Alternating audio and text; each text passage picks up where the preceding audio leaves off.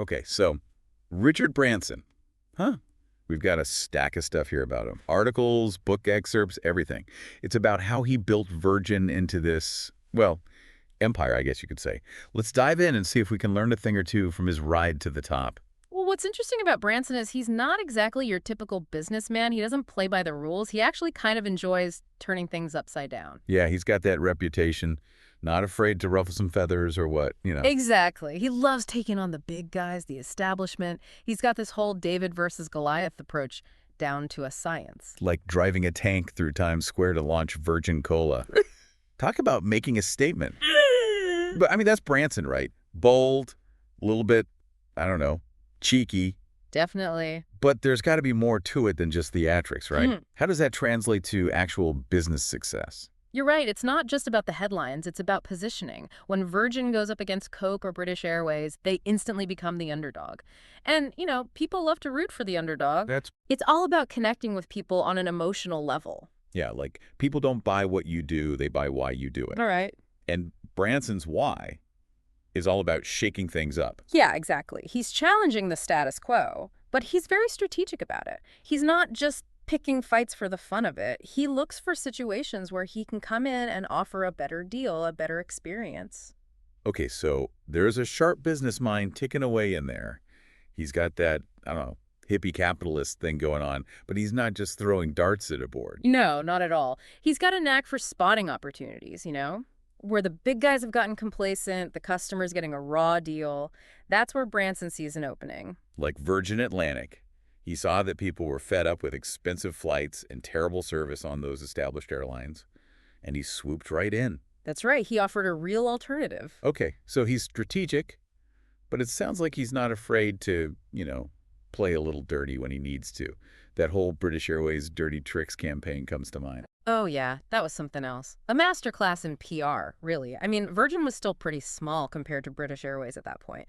But Branson, he went public with accusations that BA was using unfair practices to undercut them. And he had the evidence to back it up? Oh, yeah, he had the receipts. He showed that they were trying to poach Virgin customers, spread rumors, all sorts of stuff. It was huge news.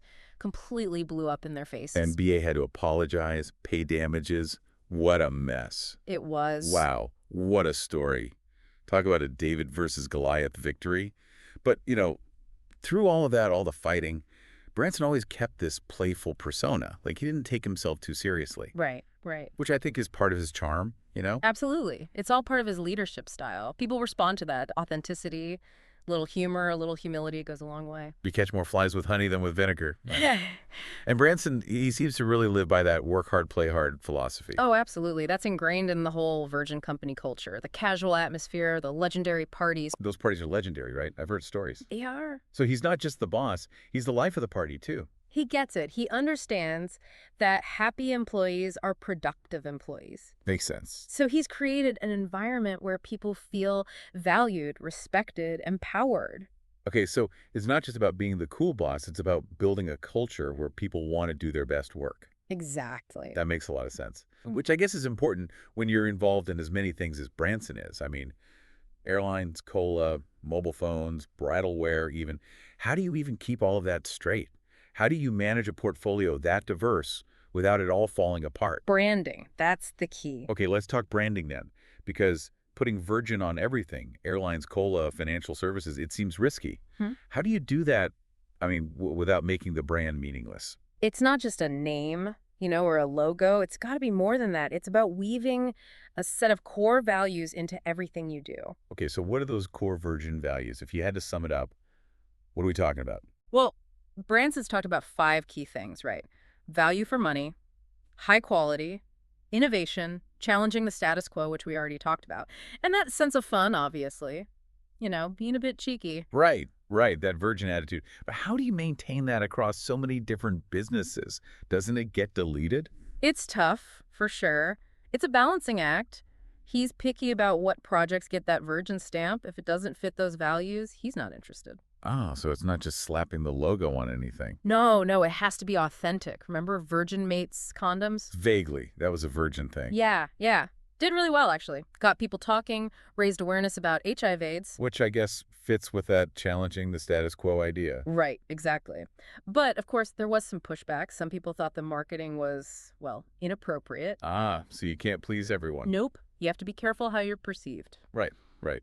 But getting back to the branding, another thing Branson does well, he makes things fun. Oh, yeah, totally. Like, who else could get away with that ad?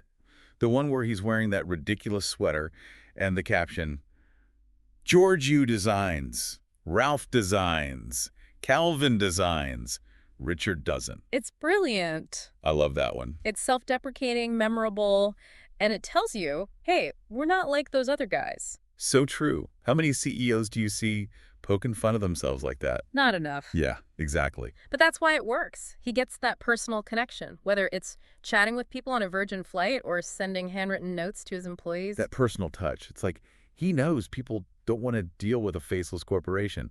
They want to know there's a human being behind it. Yeah, exactly. And in this day and age, that means a lot. It builds loyalty. It's like people will forget what you said, they'll forget what you did, but they'll never forget how you made them feel, right? Exactly. Branson gets that. People buy from people they like, people they trust. Makes sense. Yeah. So we've got the bold personality, the branding, Mhm. but he's also known for moving fast, right? Seeing an opportunity and going for it. Oh, yeah. He's got no patience for bureaucracy, for slow decision-making. He trusts his gut. Like with Virgin Atlantic, right? Launched in what, a few months? Crazy. It's incredible, right? How do you even do that? Small team, trusted experts, assess the opportunity, and if it feels right, boom, they move. No waiting around for committees and approvals and all that. No way. That's the opposite of how most big companies work. Yeah, that's right. And it makes sense when you think about it. Speed is everything in business. Got to be able to move fast. Right. If you hesitate, you could miss the opportunity entirely. Exactly. But it's not just about speed, though, is it? You have to be smart about it. Of course. You have to have a strategy. And Branson, he's got this knack for spotting those game-changing opportunities. Like he's got an internal radar or something? Something like that, yeah. He sees the potential to change an entire industry. Like that story about the ad in the Evening Standard. Oh, you know that one. Yeah, wasn't it past the deadline or something? It was. But did that stop Branson? No way. Told his team, figure it out. And they did. They did. They got that ad in the last edition. Persistence. He doesn't give up easily. It's like those challenges, they energize him. Absolutely. And he inspires that in his team. Ambitious goals, pushing limits, celebrating every victory. Sounds intense. It is, but in a good way, I can imagine. But even Branson, I mean, he can't get it right every time, right? Of course not. Everyone stumbles. Everyone makes mistakes. So how does he deal with those setbacks? He embraces them. Embraces them. He learns from them. Interesting. He's not afraid to fail. That's a big one. A lot of entrepreneurs, I think, they get hung up on that. It's like they say, fail fast, fail forward. You got to Yeah. be able to pick yourself up, dust yourself off, keep moving. Easier said than done sometimes. Oh, for sure. But Branson, he seems to get it, never lets a setback stop him. In fact, he usually comes back stronger. You know, we've talked a lot about Branson himself, his leadership, his branding, his personality. But what about the Virgin Group as a whole? How is it structured? Because he's got all these companies, all these different industries. How does he manage that without it being completely chaotic?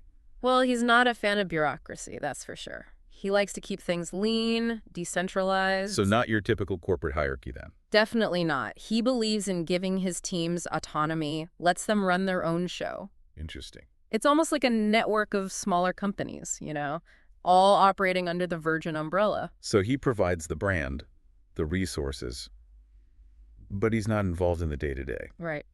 He trusts his people to make the right decisions, to innovate, take risks. And that's why the Virgin Group is so adaptable. They can move quickly because they don't have all that bureaucracy slowing them down. Like a fleet of speedboats instead of a giant oil tanker. Perfect analogy. I like it. They can navigate the ups and downs of business world much easier that way. Each company does its own thing, but they still have that Virgin support system to fall back on. Exactly. The best of both worlds. I'd say so. So is that the secret? Is that how Richard Branson achieves such incredible success? Well, he was certainly in the right place at the right time.